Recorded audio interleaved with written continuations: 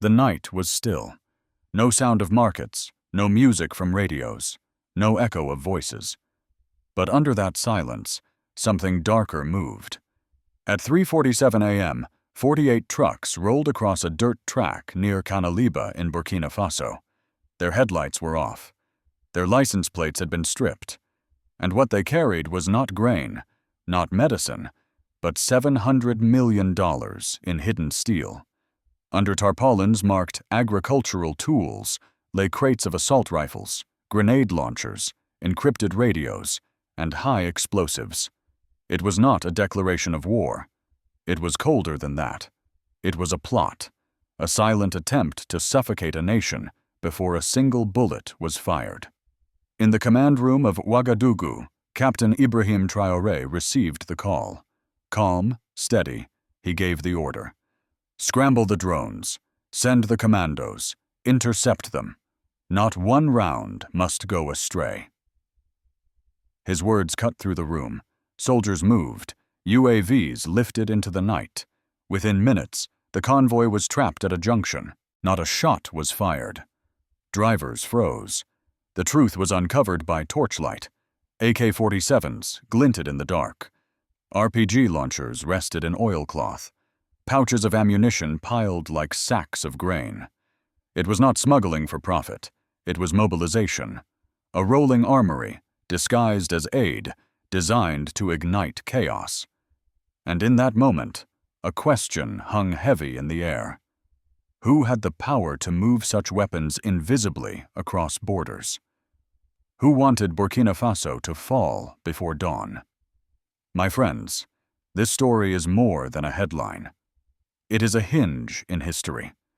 It is the moment a small nation refused to be treated as a warehouse instead of a homeland. If you believe dignity is worth more than gold or oil, stay with us. Because what unfolded on that August night may redefine how the world speaks of Africa. At precisely 3:47 that morning, Captain Moussa Kabore pressed his eye to a thermal scope and whispered 4 words that would echo across a continent. There is something wrong. What he saw was not farmers going to an early market, nor aid trucks carrying grain. It was a convoy. 48 trucks, moving with headlights off, plates removed, slipping along a dirt track to avoid the main checkpoint. Within minutes, the report reached the capital. In the command center of Ouagadougou, President Ibrahim Traoré rose from his chair. The red glow of satellite images lit his face. Calm, not rushed, he gave the order. Intercept them. Contain them. Not one life lost. His officers nodded. The plan was clear. By 4:06 a.m., special units had moved into position. Drones hovered above the dirt roads. Commandos spread across scrubland. At a 3-way junction near Canaliba, the trap was sprung. Engines roared, headlights cut across the convoy, and suddenly the night froze. Drivers stopped. Some trembled. One tried to reverse but found the road blocked. Then silence. No firefight. No resistance. The men inside the trucks knew what they carried. Soldiers tore back the first tarpaulin. Beneath sacks marked farming tools were dark green crates, still sealed. Locks were forced open. And then came the truth. Brand new AK-47 rifles gleamed under torchlight. Boxes of M16s sealed in foam. Grenade launchers wrapped in oilcloth. Rounds of 7.62 ammunition stacked like sacks of rice. One truck carried encrypted radios and jamming devices. Another, tactical vests, night vision scopes, and drone components. Not a single truck was empty. This was no accident. It was not contraband for money. It was mobilization. A mobile arsenal disguised as aid. A plan to arm and destabilize a nation already under siege from insurgencies. In the command center, General Zerbo's voice was firm. "Mr. President, you must hear this yourself." The line was patched through. Captain Kabore reported directly, "Sir, this is not aid. This is a rolling armory. A mobile army on wheels." Traore did not hesitate. "Detain every driver. Lock down the perimeter. Track every radio signal. Within 2 hours, I want every origin mapped." His words were not shouted. They were steady, deliberate, and they set into motion the largest security sweep Burkina Faso had seen in years. By dawn, analysts had pieced together a pattern. The trucks had not come from one place. Some bore false registrations from distant provinces. Others had changed SIM cards just hours before. Their routes diverged and converged, as if to confuse pursuit. But the timing betrayed orchestration. Someone had designed this mess to look chaotic. Someone had paid for precision. Technicians enhanced serial numbers scratched off the crates. The results were chilling. One batch matched surplus from post-Civil War Libya. Another set traced to Yemen.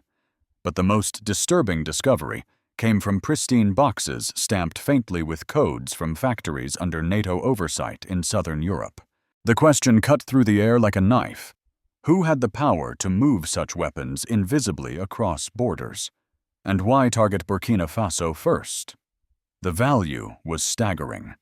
Logistics officers calculated at least $700 million in armaments, without even counting the encrypted gear, drone parts, or explosives.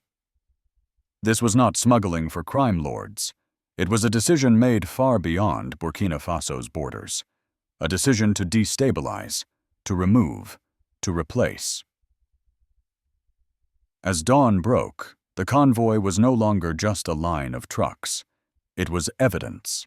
Evidence of betrayal reaching from warehouses in West Africa to boardrooms and ministries abroad. Evidence that a small landlocked nation was being pushed like a pawn across the board of global politics. And yet, as powerful as the evidence was, the deeper truth remained hidden. Who financed this? Who authorized it? Who believed 48 trucks could snake across Africa unseen? The soil of Burkina Faso had known many harvests, but never before had it seen seeds of destruction planted with such care. And this was only the beginning. The hours after the convoy was stopped turned Ouagadougou into a theater of revelation. At 6 o'clock in the evening, the National Security Council convened under fluorescent lights. Ministers, generals, and intelligence chiefs crowded the table. Faces were drawn, tension heavy. President Traoré placed both palms on a map spread across the table. His words were steady. "This is not contraband. This is not a mistake. This is a declaration. We move tonight." Orders rippled outward. By midnight, commando teams had raided 23 warehouses across the capital. The discoveries shook the nation. In Warehouse 9A, 4 tons of high-velocity explosives labeled mining supplies. In Warehouse 17C, manuals in French and English for drone pilots, manuals never meant for civilians. 17 of those warehouses held military-grade stockpiles, rifles stacked in pyramids, mortar tubes leaning against walls, encrypted radios linked to foreign servers. And then came the arrests. 2 former ministers, 1 retired general once responsible for international operations, 3 businessmen whose fortunes stretched across contracts in every corner of Burkina Faso, and 4 foreign nationals, 2 French, 1 American, 1 Israeli, each carrying diplomatic passports that did not match any flight logs. The city shuddered. Rumors spread faster than the dawn light. Streets whispered of betrayal, not from enemies outside, but from offices inside. Cabinet chairs, boardrooms, trusted allies. Then at 7:12 a.m., a name was spoken in the chamber. François Bongo. For years, Bongo had been untouchable. A tycoon of West African finance, known for handshakes in Paris, donations to NGOs, and receptions in European capitals. Now he sat beneath a single light in an interrogation room. General Zerbo laid a folder on the table. Intercepted calls, wire transfers from offshore accounts, coordinates of raided warehouses. "Tell us the truth," he demanded. Bongo exhaled, folded his hands, and spoke words that stiffened every spine in the room. "This isn't about weapons. It was never about weapons. It was about timing, power, control. He leaned forward and uttered 4 more words. Operation Restore Democracy. A projector flickered on. Maps, ledgers, code names. A budget, $1 billion. The host city, Accra. The venue, a Sheraton hotel. Delegates, Bongo admitted, had come from Côte d'Ivoire. Money routed through Paris. Final approval from Washington. Traoré listened in silence, then asked quietly, "And if I fell?" Bongo did not hesitate. A transition council was ready. Ministries assigned. Uniforms tailored. I was promised Minister of Finance. His voice cracked as he confessed. We were all promised something. The revelation landed like a thunderclap. This was not the work of petty smugglers, not the chaos of rogue traders. It was scripted, a transaction purchased in hotels and wired through offshore accounts. Back in the operations room, intercepted chatter confirmed it. Messages about Phase 2 in Mali, priority assets in Nigeria, a regional fire waiting for ignition. For Traoré, the truth was not paralysis.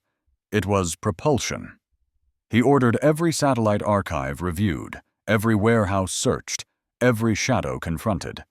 Betrayal, he declared, would be met not with silence, but with exposure. By morning, the capital trembled, not because of explosions, but because of evidence. Soldiers stood guard at intersections. Citizens whispered in markets. Mothers clutched their children, wondering how close their city had come to collapse. And in the midst of that fear came something else. Resolve. A resolve voiced by an old man at a market stall. They wanted us to fight each other. Instead, we will stand together. The climax had arrived. The network was exposed. The plan unmasked. Yet one question burned hotter than all the rest. If Washington had truly approved this plan, what would America do when these accusations reached the daylight of global media? By dawn, the news of 48 intercepted trucks had spread beyond the bunkers and command posts. It traveled by radio, by whispers in markets, by battered cell phones passed from hand to hand. Shock turned into questions. If such an operation could reach the capital undetected, who inside the state had betrayed the nation? And what other networks still lay hidden? For many families, the revelation felt like an assassination attempt in slow motion. Not just against a president, but against the sovereignty of an entire people. A mother outside the mosque held her son close and whispered, "If they had succeeded, our tomorrow would already be ashes." The arrests of 2 ministers and a retired general shook the image of governance itself. Confidence in the old elite crumbled overnight. Suspicion bled into every corridor of power. Civil servants asked themselves which colleague had signed a contract, approved a license, or allowed a shipment that carried betrayal beneath official seals. Opposition figures scrambled to distance themselves from the conspiracy. Some pleaded ignorance. Others blamed foreign influence. But none could deny what was unfolding before the public eye.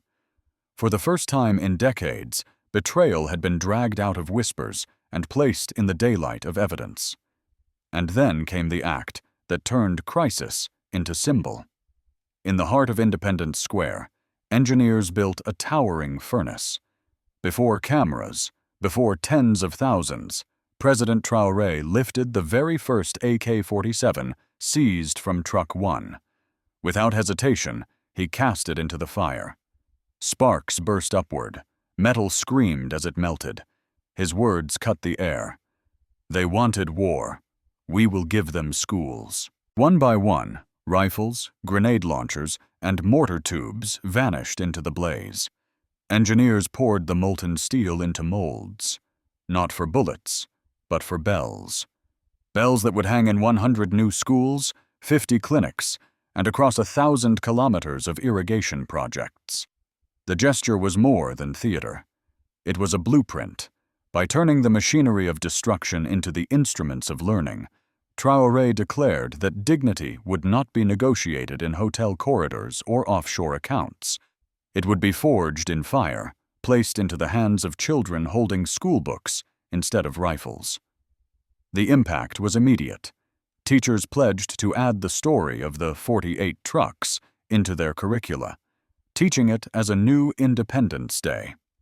Parents spoke of it as a second liberation, one that had prevented catastrophe rather than merely celebrating survival. Yet even as the nation found pride, dangers loomed. The purge of ministers and businessmen risked fracturing alliances. Loyalists of those detained muttered of witch hunts. Foreign partners hinted at sanctions. Western embassies delivered sharp warnings behind closed doors. Punishment would come for daring to accuse powerful capitals. Punishment for melting crates stamped with foreign barcodes before the eyes of the world. Instead of silencing the people, the threat of sanctions galvanized them. Demonstrations swept the streets of Ouagadougou. Banners rose high. Trade, not aid. Sovereignty is not for sale. Old men marched beside young students. Mothers carried infants on their backs, chanting as soldiers stood watch. But beneath the unity, the balance was fragile. Justice had to walk a narrow line. Too much force, and stability could crack. Too little, and betrayal could resurface in the shadows. In the words of one retired teacher, this nation has seen many coups, but this time, it was not just power they wanted. It was our dignity, and dignity we must protect. The streets of Ouagadougou rang with defiance. The furnaces cooled, bells took shape, and children touched the cooled metal that would soon hang in classrooms. The message was clear. The nation had survived one attempt, but vigilance could not end with a single bonfire of weapons. And as dusk settled again over the capital, the question whispered from household to household was no longer whether Burkina Faso had endured this storm. It was whether the United States and its allies would accept being accused so openly, or whether the punishment was only just beginning. When the evidence reached the daylight of international media, the world split. In Washington, the reaction was swift and guarded. State Department officials dismissed the accusations as unverified claims. Think tanks on morning shows called Traore reckless, accusing him of pushing Burkina Faso toward isolation. Behind closed doors, diplomats warned that aid and loans could be suspended. The message was sharp. Challenge the West at your peril. Across the Atlantic, European capitals voiced grave concern. Newspapers labeled Traore a populist, a pawn of Moscow. Television anchors replayed his speech at Independence Square, showing rifles thrown into fire, but framed it as dangerous theater. Editorials warned that Burkina Faso was sliding off the map of responsible governance. Yet in Moscow, the tone was the opposite. Russian officials declared solidarity, praising Burkina Faso's legitimate defense of sovereignty. Offers of electronic warfare systems and grain shipments followed within days. Beijing acted with pragmatism, proposing cyber firewalls and technology to jam hostile drones. In Caracas, leaders declared the moment a Bolivarian turning point for Africa.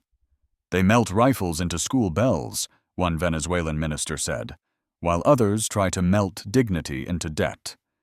And across Africa, the reaction was even louder. Ghanaian ministers called the interception a template for regional defense. Niger and Mali declared, "Your fight is our fight."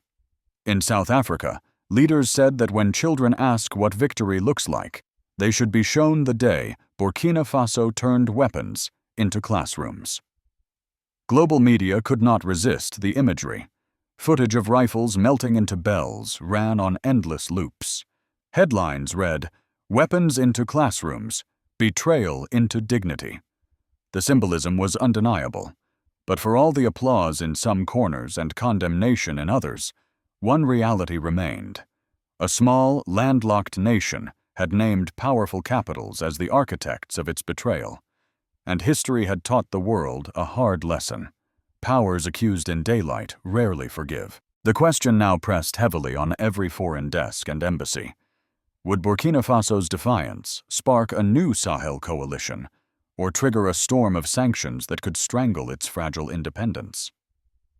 The night of the furnaces gave way to a dawn heavy with consequence. The weapons had been melted. The financiers had been named. The evidence had been shown to the world. Yet one truth lingered. Betrayal does not vanish in a single fire. Networks regroup, plots return. What was stopped once in Ouagadougou could rise again in Mali, in Nigeria, or even in the capital itself. For Burkina Faso, 3 paths lay ahead. The first was peril. Economic sanctions, suspended aid, the slow squeeze of isolation. For a landlocked country dependent on trade, such measures could sting as deeply as bullets. The second was solidarity, a Sahelian coalition born not of crisis, but of resistance. Neighbors in Niger, Mali, and Ghana had already declared, "Your fight is our fight." Together, they could blunt the shock of outside pressure. The third path was renewal, delivering on the promise that rifles cast into bells would truly become 100 schools, 50 clinics, and 1,000 kilometers of irrigation. If fulfilled, this vision could transform despair into trust and fragile sovereignty into durable independence. But renewal carries risk. Sanctions may tighten, enemies may regroup, and the burden of leadership may grow heavier for a young captain turned head of state. Can a defiant moment be transformed into a lasting foundation? Can emergency leadership become durable governance? In Independence Square, children now ring small bells fashioned from the first melted rifles. Their sound echoes across classrooms and marketplaces. To some, it is only metal. To others, it is proof that a nation chose hope over fear. One mother said simply, "They gave us guns. We gave our children tomorrow."